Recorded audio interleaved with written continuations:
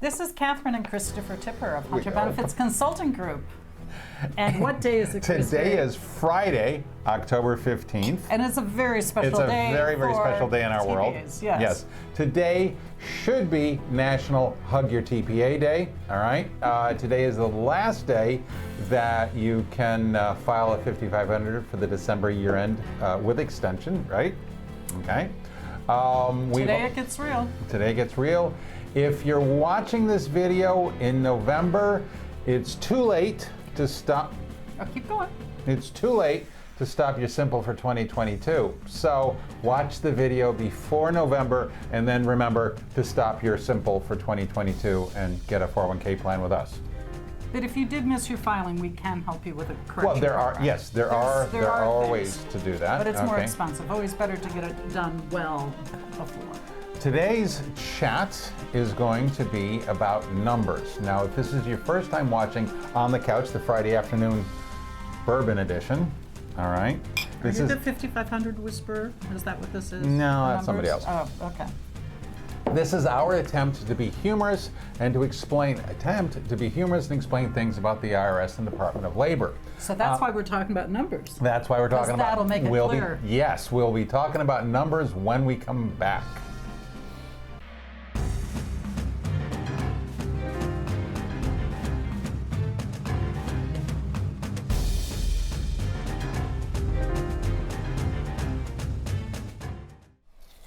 And we're back. Are we back? I think we're back. We've got okay. Normally we go straight to the Washington update, but Mrs. Tipper has something that she's very proud of. Big shout out to the wife. Yay. Yay. She's published, all right, Women in... No, it's not Women, it's just Perfect Storm, Plan Consultant. Okay. But I'm one of 5 TPAs interviewed. There I am with my great picture. And what are we talking about in the article? Everything that happened last year and what it took to get through. Oh, Secure and Cares, basically. It basically is. As everybody's world was upended last year's, ours both business-wise and rules-wise. Now, the whole blown out. When you showed this to me yesterday, the article was not available online yet, or is it now? It wasn't yesterday, and I haven't checked today. Philippa will check. We're going to, as soon as we have a link for the article, it will be in the show notes. All right. Now we're going back to our normal thing, Washington Update with Kristina. I almost said Washington Update with Philippa. How would you like to do the Washington? That would be different. Kristina, you have stuff to talk about. Yeah. Remember a while back we talked about the ESG investments. Environmental, social, and governance. Okay. And the Trump organization had pretty much made it impossible for a plan to invest in an ESG fund. Right. And then the Department of Labor came out and said, yeah, okay, we have those rules, we're not going to enforce them. Okay. On the 14th, yesterday, they decided that, wait a minute, we're just going to change those rules. And they're getting rid of the Trump era rules. So they're changing the rules that change the rules. So we're back to before the rules without change? Pretty much. Okay. All right. So you can invest if it is a reasonable investment for the plan. You can invest in an ESG fund. Right. And you can even make it one of your QDIAs. Okay.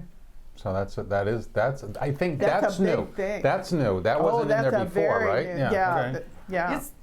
Is there really any clear definition of what one of those funds is? Yes. Yeah, they primarily invest in things that are ecological. They work to make the earth a better place. No, I understand what they are, but I mean, you could invest in those things separately yourself. Right. Right. And they're not necessarily bundled. So, no, but I mean, there are funds that are specifically just 100% ESG okay. And other funds right. that include them because right. they're a good investment for the plan and the participants. Yep. Well, it is somewhat ironic is you could have your investment grade Ferrari in your plan, but you couldn't do that, right? Right. Yeah. Yeah, well, I didn't. Okay. You could have your coal mine in your plan. Yes, but you can. Okay. I need bourbon. Now you need bourbon. All right. So thank you very much, Kristina, I think. All right. All right.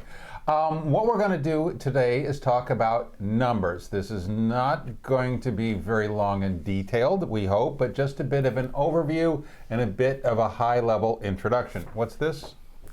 Is that your hat size? No, that's Okay. today's date. Today is October 15th, and this is a very good day for us. Well, I don't know what time today, but at some point today, the staff is going to take a very big breath. Is this the beginning of like checking my mental awareness? Like you need to ask me who's president because now we've talked about what today's date is? Something like that. Okay. All right, what's Okay. this? A big number. It's a... Okay. Is that how many TPAs there are? Oh. No. No, There are almost. fewer than A that. little bit less than that. I liked your quip first when we were practicing. The number of people that understand their plans, but never mind. Yeah, that okay. is true. We'll Yeah. go on from there. All right, so 5,500, that's the form that plans for for-profit entities that either have employees or at least $250,000 or employer securities in it have to file. Well, the easy is it really easier? Yes, it actually is. Actually. It actually is easier. There are going to be changes. Right now, it is theoretically possible for a plan sponsor that has an owner-only plan to file it themselves on paper. All right?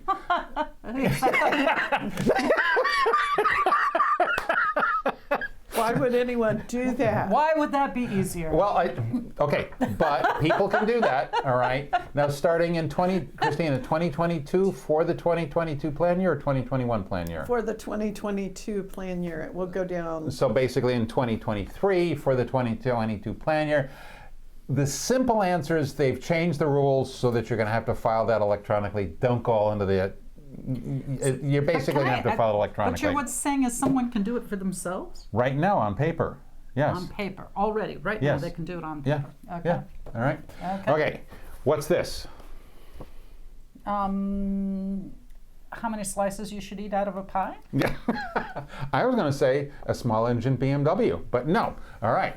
Code section 316, a lot of people say a 316 fiduciary. This is something we can help your plan sponsors with. This is where people who are not the plan sponsor take on a larger fiduciary role. Actually saying somebody is a plan participant, taking care of more of the distribution functions, taking care of signing the Form 5500, and sometimes being hired to actually review the financial advisor's selections, okay? So that isn't 316-year-olds. No, it's not the 3 correct- okay. 16-year-olds. What's this? 7. So sorry, I'm finding it very amusing today. Okay, 321, and what's this? Quick. Those are 2 people in one family and 1 person who's older. I don't know about that Two one. Okay, A mommy, a girl, and a daddy. I don't know. so 321 and Somebody 330. wearing a belt. Okay, we're done now. 321 and 338 are types of investment fiduciaries. Who would have thought? Exactly. Who would have thought? Okay. Now, normally we're directing these videos at financial advisors to help them with their plan sponsors. This obviously is something not for a financial advisor, but for CPAs and plan sponsors and everybody else. All right. The idea with the 321 is that the 321 fiduciary is taking on some of the fiduciary liability for picking the funds. A 338, guess what? They cost more, is a higher level or a more involved fiduciary that is picking all of the funds inside the plan. Now, Now, don't they readjust things too? oh yeah, it's not one and done. Yeah, It's not one and done. They're looking at it every quarter at least. Okay. Now then, with it, when we're talking about a 321 and a 338, that does not mean that the plan, that the 321 or 338 fiduciary picks the funds for the plan participant. They pick the menu that the participants can pick from. Okay. Well, have you been on a plan like this where you've known if there was a 321 or 338, Filippo? Not that you're aware of? Okay. All right. You, Kristina? No? No. No, I don't. What I'm going to have to check on maybe next time, or maybe I'll add it in the notes if I can find it, is when did these concepts come about? Because this is something This that's is like new in the ERISA. past. This Yeah, has been around for ERISA? I believe so. I've only heard these phrases in the past 5 years. Oh, they've been around a little they've bit been around longer for a than while. that. Yeah. Okay, maybe 6 years. then. But under the theory that you hire someone who says, I will take care of it all, and I will, I'll look at things and shift Do they things have around. to talk in that voice? Yes. Yes. Okay. All right, that's news. All right, okay. We're going to have a hard time coming up with the 3 key takeaways, but we'll work on that for the show notes for Filippo, because I'm drawing a blank right now. It's October 5th. It's October 15th. We're a little distracted, right? Do you have anything to add, Katherine? No, actually, we're bringing it in pretty well, I Oh, would yeah, say. but still, it's been a calmer year. It's been a good calmer year. Kristina, any final words of wisdom for October 15th?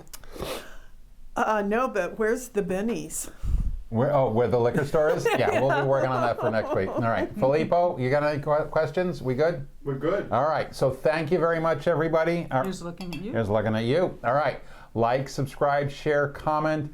Email sales@hunterbenefits.com if you've got specific questions. And if you have a favorite number, please ask it of Christopher. Yeah, let me know what your favorite number is. Okay, fine. All right. Take care, everybody. Have a good weekend.